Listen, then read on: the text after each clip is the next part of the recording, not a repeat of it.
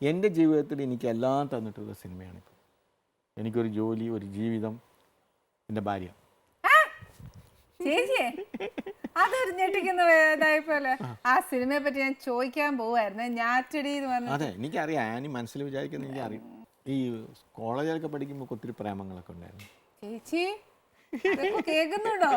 അല്ല, അവൾക്ക് അവൾക്ക് അതിനുശേഷം സിനിമ വന്നപ്പോൾ ഞാൻ ആരും പ്രേമിച്ചിട്ടില്ല. ഉണ്ടെങ്കിൽ ഞാൻ അവരെ കെട്ടിയെന്നെ. മനസ്സിലായില്ലേ? സിനിമ വന്ന ശേഷം പ്രേമിച്ചത് ഇവിടെ മാത്രമാണ്. അവളെ കെട്ടുകയും ചെയ്തു. അപ്പൊ ഇനി ചാൻസ് ഇല്ല. ഞാനിവിടെ സ്റ്റോപ്പ് ഇട്ടാലേ ചേച്ചിയോട് പല ആംഗ്യ ഭാഷ എന്നെ കാണിക്കുന്നു. എനിക്ക് ചേച്ചിയോട് ഇങ്ങനെ ഡൈവേർട്ട് ആവും. ചേച്ചി ഒന്ന് പറഞ്ഞേ, വിപിൻ സ്റ്റാർ ഇവിടെ സ്റ്റോപ്പ്. ചേച്ചി പറഞ്ഞു. ആണ്, എനിക്കറിഞ്ഞുണ്ടെങ്കിൽ മധോട്ടൻ പറഞ്ഞിട്ടുള്ള വിവരങ്ങളാണ്. മധോട്ടന് ഇവരെല്ലാ കള്ളത്തരവും എനിക്കറിയാം. രണ്ടുപേരും. വിപിൻ സാർ ഒരു 5 മിനിറ്റ് സ്റ്റോപ്പേ. ചേച്ചി പോരട്ടെ. ആളുടെ പേരൊന്നും ഞാൻ പറയില്ല. ഉണ്ടായിരുന്നില്ല എന്ന് പറഞ്ഞ തോന്നുന്നു. ഉണ്ടായിരുന്നു തന്നെ ഞാൻ പറയുന്നു. കൂടാതെ പേര് പറയണ്ട. ഇപ്പൊ ചെവി കേൾക്കുന്നില്ല, ഓർമ്മയില്ല. ഇപ്പൊ മതം പറഞ്ഞ വിളിച്ചാൽ മതി. ഫോൺ നമ്പർ ഇല്ല. ഇല്ല, ഞാൻ ഇപ്പൊ ചോദിച്ചെന്നെ. അതായത് എനിക്ക് ശരിക്കും അത് വേറെ കാര്യം. അവരിട്ടിട്ട് പോയതാ. ചേച്ചി ഒന്ന് കണ്ടുമുട്ടിയ കാര്യങ്ങളൊന്ന് പറഞ്ഞേ. ചേച്ചി പറയട്ടെ. അതെ, അതല്ലേ ആവശ്യം. അല്ല, എനിക്ക് പക്ഷേ ഞാൻ പറയാൻ വന്നതാണ്. സിനിമ ഫസ്റ്റ് ഫിലിം ഷൂട്ട് ചെയ്യാൻ നിശ്ചയിക്കുകയാണ്. അപ്പോൾ കൊച്ചുനാരായണെന്ന് പറഞ്ഞിട്ട് ഗിരിജയുടെ ഒരു കസിനായിട്ട് വരും. അങ്ങോരായാലും രണ്ടാമത്തെ പ്രൊഡ്യൂസർ, വേറൊരു പ്രൊഡ്യൂസർ ശ്രീനിവാസൻ, അദ്ദേഹം ഇല്ല ഇപ്പോൾ. ഒരാൾ കഥ ചെയ്ത് ഇവരിങ്ങനെ വരുമ്പോഴാണ് എൻ്റെ അടുത്ത് ചോദിച്ചു, ഒരു ഗോപി ഒരു പടം എടുക്കാൻ പോവാണ്, താൻ വർക്ക് ചെയ്യുമെന്ന് ചോദിച്ചു. അപ്പോൾ ആ സമയത്ത് എനിക്ക് എന്ത് വേണമെന്ന് വെച്ചാൽ പൈസയൊന്നും പ്രശ്നമല്ല, പൈസ ഉണ്ടായിട്ടല്ല, കിട്ടിയില്ലെങ്കിൽ അത് പ്രശ്നം. സിനിമ ഞാൻ ശരിയെന്ന് പറഞ്ഞു. അങ്ങനെ അപ്പോൾ ഗോചേട്ടൻ നിർബന്ധം നമ്മൾ ഷൂട്ട് ചെയ്യാൻ പോകുന്ന ആൾക്കാരുടെ ഒക്കെ സ്റ്റില്ലെടുക്കണം. ഞാൻ ക്യാമറ എടുത്ത് ഇറങ്ങി. ചേച്ചി എൻ്റെ അച്ഛൻ ഒരു സ്കൂൾ ഹെഡ് മാസ്റ്ററായിരുന്നു. സ്റ്റേറ്റ് അവാർഡ് വാങ്ങിച്ച്. ഞങ്ങൾ 7 മക്കളാണ്. അതിൽ 7ാമത്തെയാണ് ഞാൻ കലാമണ്ഡലം കോഴ്സ് കഴിഞ്ഞ് നിൽക്കുകയായിരുന്നു. അങ്ങനെ സുകുമാരി നരേന്ദ്ര മേനോൻ എന്ന് പറഞ്ഞ ഒരു പാട്ട് ടീച്ചർ, എന്നെ പഠിപ്പിച്ച ടീച്ചറാണ്. ടീച്ചർ വഴിയാണ് എന്നെ പറഞ്ഞു കൊടുക്കുന്നത്. അങ്ങനെ ഇവർ വരുന്നത് സന്ധ്യയ്ക്കാണ്. ലൈറ്റും ഇല്ല, ഒന്നുമില്ല. ആ ലൈറ്റിലാണ് ഫോട്ടോ എടുക്കാൻ വന്നത്. ലൈറ്റ് ഇല്ലാത്ത സമയത്ത് ഞാൻ ലൈറ്റ് ഗോപിച്ചേട്ടൻ, അത് പറയാൻ പറ്റില്ല. ഗോപിച്ചേട്ടനും ക്യാമറാമാനും എൻ്റെ കസിൻ കൊച്ചേട്ടനും ഉണ്ടായിരുന്നു. അപ്പോൾ പക്ഷേ വീട്ടിലാർക്ക് അങ്ങനെ വലിയ താല്പര്യമില്ല. അച്ഛനും കലാകാരനായിരുന്നു, നാടകം എഴുതും, അഭിനയിക്കുകയൊക്കെ ചെയ്യായിരുന്നു. അമ്മയ്ക്കൊന്നും അത്ര വലിയ ഇഷ്ടമില്ല. കാരണം നാട്ടിൻപുറത്ത് ഒരു സിനിമ എന്ന് പറയുമ്പം. പക്ഷെ ഞാൻ ഡാൻസ് കോഴ്സ് കഴിഞ്ഞ് പഠിപ്പിച്ചുകൊണ്ടിരിക്കുകയാണ്. ക്ലാസ് എടുക്കാൻ തുടങ്ങിയിരിക്കുന്നത്. പ്രോഗ്രാംസും ചെയ്യായിരുന്നു. അങ്ങനെ സ്റ്റില്ലെടുത്തിട്ട് പോയി. സ്റ്റില്ലെടുക്കാൻ വന്നപ്പോഴേ അവിടെ വഴക്കുണ്ടാക്കി. അങ്ങോട്ട് തിരികെ ഇങ്ങോട്ട് തിരികെ ഞാൻ എനിക്കിങ്ങനെ നിൽക്കാൻ പറ്റുന്നു. ആ വഴക്ക് ഇപ്പോഴും തുറന്നുകൊണ്ട് അങ്ങനെ സ്റ്റില്ലെടുത്തിട്ട് പോയി. അപ്പൊ ആദ്യം ചേട്ടനോട് പറഞ്ഞില്ല എനിക്ക് ഇത്രയൊക്കെ ഒക്കത്തുള്ളൂ. വേണമെങ്കിൽ എടുത്താൽ മതി.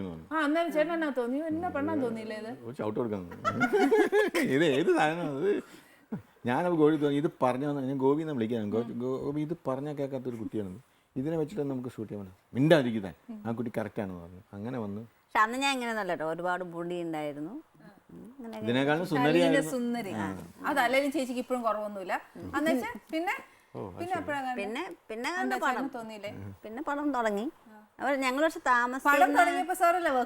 വർക്ക് ചെയ്തത്. പക്ഷെ ഞങ്ങൾ താമസിച്ചിരുന്ന ആ വർക്ക് ചെയ്യുന്ന വീട്ടിലാണ് ഞങ്ങൾ എല്ലാവരും താമസിച്ചിരുന്നത്. ക്യാമറമാൻ ഇല്ല, ഡയറക്ടറും ഇല്ല. ബാക്കി ഞങ്ങൾ ഇതിനകത്ത് മെയിൻ എന്ന് പറഞ്ഞാൽ എൻ്റെ നായകൻ മുരളിയാണ്. മുരളിയുടെ ആദ്യത്തെ ഫിലിമാണ്. അപ്പോൾ അങ്ങനെ ഷൂട്ടിംഗ് സ്ഥലത്ത് ഞങ്ങൾ അവിടെ തന്നെ കുളിക്കുന്നു, കിടക്കണു, ഇരിക്കുന്നു. അല്ലാതെ ഹോട്ടലൊന്നുമല്ല. അപ്പോൾ നമ്മളൊരു കുടുംബം പോലെയായി. പക്ഷെ അവിടെയും ഈ പറയും പോലെ വർക്ക് സമയത്തൊക്കെ ഞാൻ വഴക്കുണ്ടാക്കും.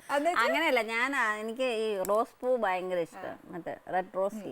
അതെപ്പോഴും അവിടെ ഒരു നാട്ടുംപുറ ആയതുകൊണ്ട് പൂക്കൾ എപ്പോഴും അവിടെ ഞാൻ എപ്പോഴും. അപ്പം എൻ്റെ അടുത്ത് ഒരു ദിവസം പറഞ്ഞു പൂ കളയാൻ പറഞ്ഞു. നമ്മൾ കളയില്ല. അങ്ങനെയല്ല. പക്ഷെ ലാസ്റ്റൊക്കെ ആയപ്പോഴേക്കാണ് ഇതിനകത്ത് ശരിക്കും പറഞ്ഞു കഴിഞ്ഞാൽ ബാലകൃഷ്ണൻ എന്ന് പറഞ്ഞൊരു പോലീസ് ഇതിനകത്ത് അഭിനയിച്ചിട്ടുണ്ട്. അങ്ങോരായിരുന്നു ഇതിന് മീഡിയേറ്റർ. അപ്പം പുള്ളിക്കാരനോട് ഞാനിങ്ങനെ പറഞ്ഞു. ചേച്ചിയാണോ ആദ്യം പ്രപ്പോസ് ചെയ്തത്? ഞാൻ പുള്ളിയോട് പറഞ്ഞില്ല, മറ്റേ ചേച്ചിയുടെ പുള്ളിയോട്. മനസ്സിൽ അല്ല അങ്ങനെയല്ല, കയ്യിലൊരു മോതിരം ഉണ്ടായിരുന്നു. മോതിരം ഉണ്ടായപ്പം ഇടയ്ക്കിടയ്ക്ക് ഫോൺ വരും. ക്യാമറാമാൻ വിപിൻ അന്ന് മൊബൈലില്ലല്ലോ, ലാൻഡ് ഫോൺ. അപ്പോൾ ക്യാമറാമാന് ഫോൺ വന്നു. അത് കയ്യിലൊരു മോതിരം. ഞാൻ ഇയാളെ കെട്ടിയതായിരിക്കും, ഇനി ഞാൻ ഇയാളെ കയറി പ്രേമിച്ചിട്ട് ഇനി ആ ഫാമിലി ഇല്ലാതാക്കണ്ടല്ലോ. അപ്പം ഞാൻ ബാലകൃഷ്ണനോട് റൂട്ട് മാറ്റി ചോദിച്ചു, അയാളെ ഫാമിലി ഡീറ്റെയിൽസ് ചോദിച്ചിട്ട് ആരാ ഈ ഫോൺ ചെയ്യണമെന്നാണ്. അപ്പോൾ അത് കുറിച്ച് അളിയനാണ്, അവിടുന്ന് വിളിക്കുകയാണ്, ചേച്ചി വിളിക്കുകയാണ്. നമ്മുടെ കയ്യിൽ മോതിരം കിടക്കണം, കല്യാണം കഴിഞ്ഞാണോ ചോദിക്കാൻ പറഞ്ഞു. പുള്ളിക്കാരനെ വഴിയാണ് എല്ലാം ചോദിപ്പിച്ചത്. അപ്പൊ നോക്കിയപ്പോ കല്യാണം കഴിച്ചിട്ടില്ല. കല്യാണം കഴിച്ച ഒരാളെ പോയി നമ്മൾ പ്രേമിക്കുന്നത് ശരിയല്ല. അപ്പൊ കല്യാണം കഴിക്കാതെ വെറുതെ നിൽക്കണമെങ്കിൽ ഒരു ഹെൽപ്പ് കൊടുക്കാം. കാണുന്ന എല്ലാവർക്കും വേണ്ടിയിട്ടാണ്.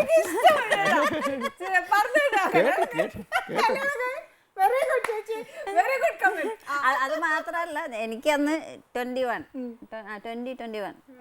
പുള്ളിക്കാരൻ 31 എന്താണ്. അപ്പൊ ഇത്രയും കേബിൾ ഇത്രയും വെറുതെ നിൽക്കല്ലേ പാവം, ഒരു പെണ്ണിനെയും കിട്ടാതെ. പിന്നെ ഞാൻ ജീവിച്ച് പൊക്കോട്ടെ എന്ന് വിചാരിച്ച് അടിച്ചു. അതാണ് പറഞ്ഞത്. ചേട്ടനോട് എന്നാ വന്ന ആദ്യം പറഞ്ഞേ? ഞാൻ പറഞ്ഞിട്ടില്ല അതായിട്ട്. അല്ല പുള്ളി മീഡിയേറ്റർ മീഡിയേറ്റർ ഒന്നും എന്റെ സംസാരിക്കില്ല, ഞാൻ ആരാന്ന് വിചാരിച്ചു. സംസാരിച്ചില്ല. അത് കഴിഞ്ഞ് ഞാൻ പോണ ദിവസം ഞാൻ ലെറ്റർ പോയി ഹംസമാണ് വരുന്നത്. അങ്ങനെ ലെറ്റർ എഴുതിയപ്പോൾ എനിക്ക് തിരിച്ചെഴുതി, എൻ്റെ ജീവിതത്തിൽ എന്താ കല്യാണം എന്ന് പറയണതില്ല, എൻ്റെ ജീവിതം മുഴുവൻ സിനിമ മാത്രമാണ്, മറ്റതാണ് കുറെ സാഹിത്യമൊക്കെ. ഞാൻ വിചാരിച്ചു ഇത് നന്നാവാൻ പോണില്ല, എന്നാലും ഒന്നും കൂടെ ശ്രമിച്ചു നോക്കാം. അങ്ങനെ ഷൂട്ടിങ് ഇവിടെ കഴക്കൂട്ടത്ത്, ഇവിടെ കാര്യവട്ടം യൂണിവേഴ്സിറ്റി. അവിടെ വന്നപ്പം ഞാൻ അച്ഛനും കൂടെയാണ് വന്നപ്പം എനിക്ക് ഫുഡ് മാറി കഴിച്ചിട്ട് വൊമിറ്റിങ് തുടങ്ങി മെഡിക്കൽ കോളേജ്. അപ്പോഴേക്കും വരും വീട്ടുകാരും. പക്ഷെ തിക്കുറിശമ്മ അറിഞ്ഞു ഇത്. അങ്ങനെ അവൻ വീണ്ടും ഈ ഇരട്ടത്തെ വീട്ടിൽ, ഞങ്ങളുടെ വീടെന്ന് പറഞ്ഞാൽ അച്ഛൻ അയ്യപ്പ ഭക്തനായിരുന്നു, ഭയങ്കര അയ്യപ്പ ഭക്തൻ. 18 പടിയാണ് വീട്ടിലോട്ട് കയറുന്നതും ഇറങ്ങും. അപ്പം തിക്കുറിശമ്മ 18 പടി ഇറങ്ങി സന്ധ്യ നേരത്ത് വന്ന് നിലവിളക്കിലാണ് എന്നെ അമ്മാവൻ കണ്ടത്. ലൈറ്റ് ഇല്ല,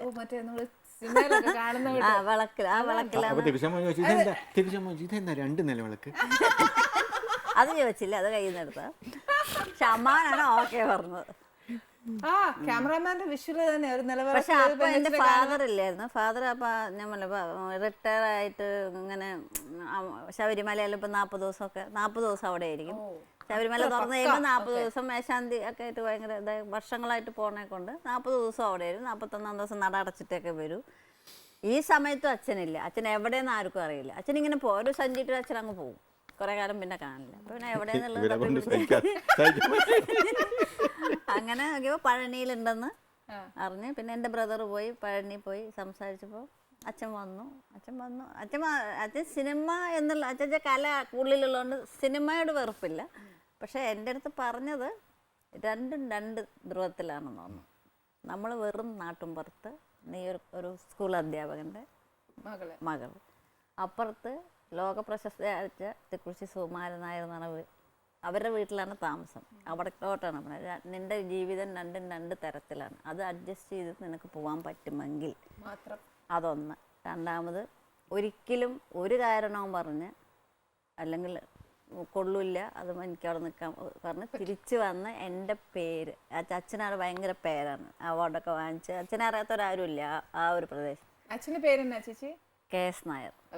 അപ്പം അച്ഛൻ്റെ പേര് കളയരുത്, അത് വാക്കാണ്. ആ വാക്കുന്നവരെ ഞാൻ വായിച്ചിട്ടുണ്ട്. Very good. പക്ഷേ എന്നാലും ചേച്ചി, എനിക്ക് ചേച്ചിയുടെ വാക്കുകളിൽ നിന്ന് ഒരുപാട് നല്ല കാര്യങ്ങൾ മനസ്സിലാകുന്നുണ്ട്. അല്ല, അഡ്ജസ്റ്റ്മെന്റ് ആണ് അതിന് ജീവിതം. ഇപ്പം ഇപ്പോഴത്തെ കുട്ടികൾക്ക് അത് ഇല്ലാത്തതും അത് തന്നെയാണ്. ഇപ്പം ദേഷ്യം ഉണ്ടാവും. ഇപ്പം ഏട്ടന് ദേഷ്യമുണ്ട്, എനിക്ക് ദേഷ്യമുണ്ട്, രണ്ടുപേർക്കും ദേഷ്യമുണ്ട്. ഞങ്ങൾ വഴക്കൂടാറുണ്ട്. എൻ്റെ മോൻ പറയും, എൻ്റെ മോൻ എപ്പോഴും പറയും, നിങ്ങളല്ലേ ഇപ്പോൾ വഴക്കൂടിയത്, 5 മിനിറ്റ് കഴിയുമ്പോൾ നിങ്ങൾ സ്നേഹം. ഞാൻ പറഞ്ഞാൽ അതാണ് ജീവിതം. അല്ല, നമ്മൾ വഴക്കൂടിയിട്ട് ഇങ്ങനെ അതിങ്ങനെ നീട്ടിക്കൊണ്ടുപോകുമ്പോഴാണ് അതുമ്പിലാണ് പിന്നെ ഇങ്ങനെ പോണത്. അത് പോയി പോയി പോയി പോയി പിന്നെ അത് ഇങ്ങനെയാവും. ആ വഴക്കുകൂടി നമ്മളൊരു 5 മിനിറ്റ്സ് കഴിയുമ്പോൾ നമ്മളത് മറക്കണം. അത് മറക്കാത്തതാണ് ഇപ്പോഴത്തെ ജനറേഷൻ. അപ്പോൾ ഇപ്പോഴത്തെ കുട്ടികൾക്ക് ഞാൻ കണ്ടിടത്തോളം, എനിക്ക് മനസ്സിലായിടത്തോളം, ഇപ്പം പഠിത്തം കഴിഞ്ഞുകൊണ്ട് അവർക്ക് ജോലി കിട്ടും, കയ്യിൽ കാശ് കണ്ടമാനം, അവർ ലാവിഷായിട്ട് ജീവിക്കണം. അത് കഴിഞ്ഞ് വേറൊരാളുടെ കയ്യിലോട്ട് പോകുമ്പം ആ പൈസ അല്ലെങ്കിൽ എന്തിനാ അത്രയും പൈസ, എന്തെങ്കിലും അങ്ങനെ ആ പൈസയുടെ ഒരു ചോദ്യങ്ങൾ വരുമ്പോൾ ഇവർക്ക് ഇഷ്ടപ്പെടുന്നില്ല. എന്നുവെച്ചാൽ തനിയെ ജീവിച്ച് തനിയെ ലാവിഷായിട്ട് ജീവിച്ചിട്ട് പിന്നെ വേറൊരാളുടെ കൺട്രോളിൽ ജീവിക്കുമ്പം അവർക്കത് അഡ്ജസ്റ്റ്മെൻറ്റ് ചെയ്യാൻ പറ്റുന്നില്ല. കുറേ കാര്യങ്ങൾ അങ്ങനെ പോകുന്നുണ്ട്. അത് തന്നെ ഇല്ല, മൊത്തത്തിലെന്ന് പറഞ്ഞു കഴിഞ്ഞാൽ അഡ്ജസ്റ്റ്മെൻ്റാണ് ജീവിതം.